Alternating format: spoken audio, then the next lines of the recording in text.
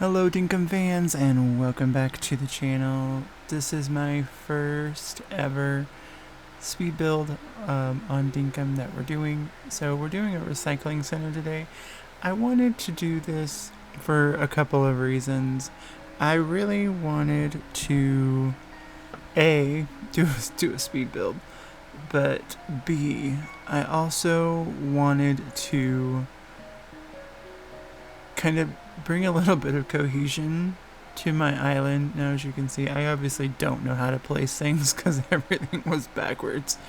So with the compost bins and the recycling bins, I thought, what better thing to do than to build a recycling center on my island?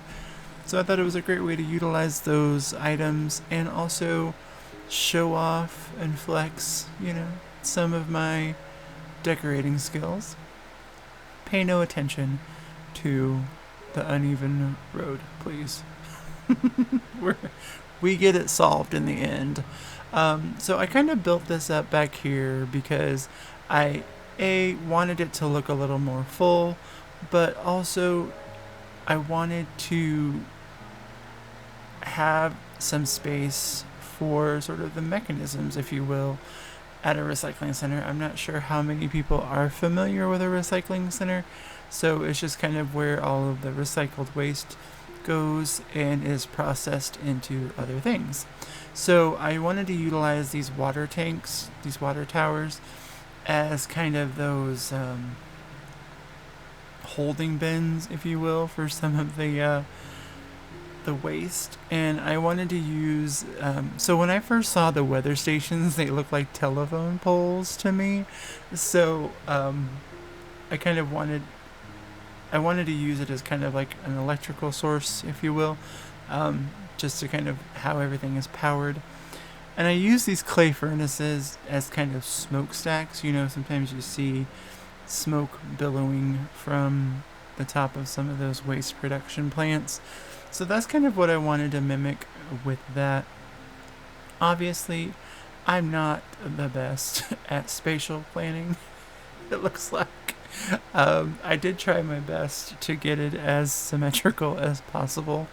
And, there I go again, not being able to really place anything the way that I wanted it to.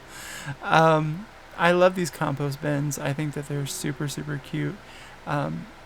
Regardless of what they're used for. So I also wanted to add just a little bit more kind of dimension. So I used this cobblestone fence to sort of enclose everything and give it more of a cohesive, kind of built up look. And I think it turned out really, really cute. These ferns, plants grow, right? They grow everywhere. So, as you can see, I can't get up. More lighting, of course, because I thought these stone lanterns really added a sense of cohesion. And I think it too just sort of brought in a little bit of depth. And I used these stone tablets, we'll call them.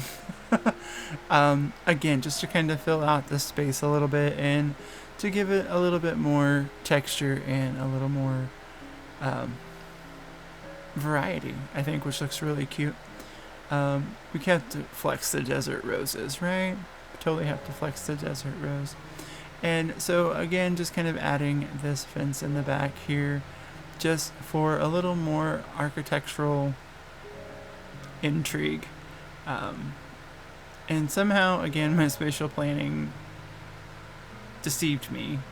So it's a little bit longer on one side than the other side. Obviously, if you do something like this, don't make the same mistake I did. Learn from my mistakes is the moral of this story. I think the overall design came out really, really cute. It came out the way I wanted it to, which is the important thing, right? So, after all is said and done, I think this recycling center turned out really cute. It did take me well into the evening on the game to get it done, make it look the way I wanted it to. I rearranged that pathing so many times in that short span of time that it took a while for me to get it the way I wanted it to look. But as you will see, now that it is nighttime, this is how we wanted it to look.